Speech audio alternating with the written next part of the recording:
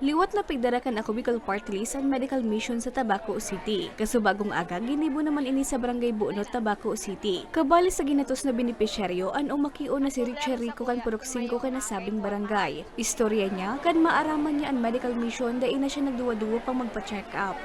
Kapasalamat ako sa gabos na tabangan niya, pati ako natabangan niya ako. Maray man ang pagtabang mo sa mo ni ako Bicol. Sana pantakol pa siyang matabangan. Matyaga mo na nagpila sa aktibidad si Jezebel nga ni mapakonsulta ang sayang sarong taon na aki na may ubo asin sipon. Nagpasalamat po ako ngunyan sa ako Bicol na nagkaigwa kay libreng check-up.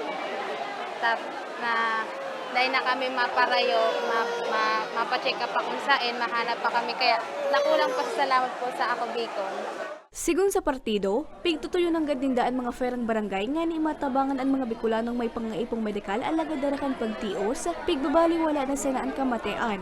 Katulad nito, 'di ba? Halos isang oras yung travel natin from Legazpi na alam mo yon, yung kahit may nararamdaman, hindi na sila pupunta ng sentro dahil iniisip nila yung pamasahe, yung oras, yung kanilang gagastusin sa gamot na bibili nila or yung pagkain din nila. So ang ano nito, ang objective nito, yun na nga, ilapit sa mga kababayan natin para makalibre silang makapagpa-check up at makakuha din sila ng mga libreng gamot sa kanilang pangangailangan.